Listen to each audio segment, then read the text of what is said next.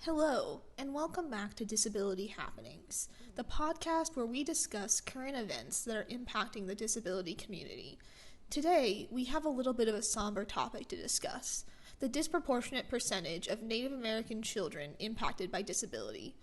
I think I speak for many of our listeners when I say that being a child with a disability, trying to learn how to function as a human being while also dealing with physical and/or mental barriers to success is really rough. So, why are Native American children subjected to the cruel world of disability more often than children of other races, and what is being done to support affected children? These are the questions I hope to answer for you today. Let's start with some statistics to familiarize everyone with just how disproportionately Native American children are impacted by disability. In order to be considered to have a disability, the child must struggle in one of the 6 activities of daily living: seeing, hearing, concentrating or remembering, walking or climbing stairs, dressing or bathing, and, if the child is 15 or older, doing errands alone, such as buying groceries or going to the doctor. Of all children under 18 in the United States, 4.3%, or 3 million children, are considered disabled. For Native American children, that percentage jumps up to 5.9%. Additionally, I think it is important to point out that 6.5% of impoverished children are considered disabled, compared to only 3.8% of children living in a household that's total income is above the poverty line. Now that we know how much disability affects Native American children in the modern day, I'd like to briefly discuss the history of disability in relation to Native American communities. It is, like most things involving an intersection between the American government and Native American communities, a very painful history for all Native people. First off, it is important to note that the concept of disability is not really something that exists in Native cultures. That is to say, there is no clearly defined normal and abnormal, and most disabilities are seen as a disharmony of the spirit that can be cured through religious ceremonies. There is very little, if any, discrimination or bias in Native American communities. Everyone, including those with disabilities, have a role to play in the community. If accommodations to a task are necessary, they are readily implemented, and the slack is happily taken up by other community members. With that background knowledge established, you can understand why historically Native Americans have been extremely distrustful of European ideas about illness, medicine, and disability. This very understandable distrust was further intensified when in the late 1800s, Native Americans in South Dakota, who were deemed undesirable, were routinely incorrectly diagnosed with insanity and committed to an insane asylum built specifically for Native American patients, aka inmates. The practice of using disability to control minority populations would spread across the country in the early 1900s, during the peak of activity for indigenous schools designed to strip children of their indigeneity and the American eugenics era.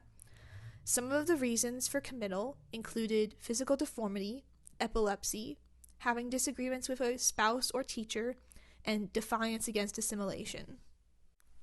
Many of the patients committed to the asylum in South Dakota were sterilized under the justification that they were mentally disabled, read undesirable, and therefore unfit to pass on their genes to the next generation. The American government was attempting to simultaneously get rid of disabled people and Native Americans during this era.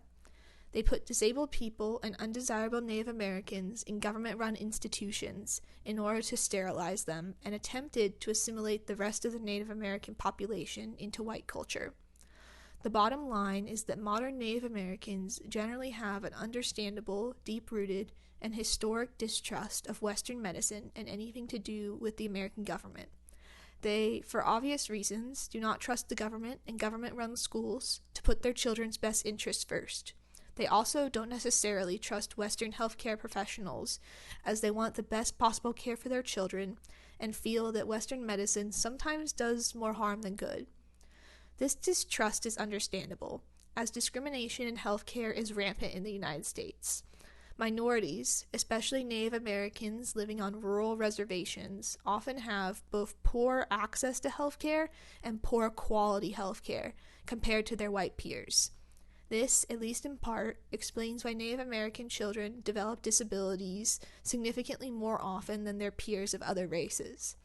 Additionally, caring for a disabled child can become extremely expensive very quickly. This explains why the rate of disability in impoverished children is so high, since their parents are unable to fork over thousands of dollars in preventative care or annual wellness visits designed to catch illnesses early. Poverty is also a contributing factor to Native American children having a higher percentage of disability, as Native American communities are often extremely poor, making it impossible for parents to pay for the medical care their children need in order to prevent them from developing disabilities or from an existing disability worsening. Now that we know a little bit more about why Native American children have a higher percentage of disabilities than their peers of other races, let's talk about what is being done to help Native American children with disabilities to be able to get the quality health care that they deserve so that they can live full and happy lives. In the United States, the Bureau of Indian Education, or BIE, is responsible for the education of all Native American children. Schools funded by the BIE, like any federally funded school, must adhere to the Individuals with Disabilities Education Act, or IDEA. This act requires that all students with documented disabilities be provided with the necessary services they are eligible for so that they can thrive and succeed in school. This act was created in order to prevent children with disabilities from falling through the cracks and to prevent severely disabled children from simply being placed in a room and babysat all day instead of being educated. Both situations were unfortunately rampant before the passing of the ADA in 1990. A recent survey by the U.S. Government Accountability Office found that BIE schools did not provide or did not account for 38% of the special education services they were supposed to provide. This is coming at a time when the Department of Education has been raising serious concerns regarding BIE schools and their implementation of special education programs. It was also discovered that despite a requirement by the Department of the Interior that implementation of IDEA be verified yearly at all schools, a division responsible for verifying half of BIE schools verified only a third of their schools per year, meaning 1/6 of all BIE schools are not being held responsible for providing an adequate and equitable education to disabled students. Without the proper regulation, these schools could be neglecting the education of vulnerable disabled students, or worse, flat out physically neglecting or abusing these students, which is not as uncommon as society would like to believe. One last challenge that Native American children with disabilities face that I would like to discuss is the transition they must go through when they turn 18. Upon turning 18, the number of services available to Native American youth with disabilities plummets. Suddenly, they need a whole new set of doctors, and all the services and supports they were eligible for as a child are abruptly gone. There are little to no transition services available to make sure that these youth are on the right track towards independence. This places a huge burden on the families of these youth and results in great financial pressure. Often, Native American families living on reservations are denied services available to families living off reservations. Without the proper supports, Native American youth with disabilities end up living on the streets, which is unacceptable. The richest country in the world should be able to financially support their disabled population. In closing, we have learned that Native American communities have 1.6% more disabled children than the rest of the U.S. population. There are two main reasons why this occurs. Number one, Native Americans have poor access to healthcare and poor quality healthcare. And number two, poverty. Poverty is especially relevant given the fact that impoverished families have 2.7% more disabled children than families with incomes above the poverty line. This is all not to mention the historical trauma that Native American communities face in relation to Western medicine and anything related to the government. We have also learned that not enough is being done to support Native American children with disabilities in the public school system. Government programs are failing these children all the way from their first day of kindergarten to the day they turn 18. You might be wondering what can be done to help these children. The answer is awareness. That is what the disability community always needs, more awareness. People often care deeply about these issues and want to help, but they can only help when they know the problem exists. Thank you for listening, and I hope you come back next week for another episode of Disability Happenings.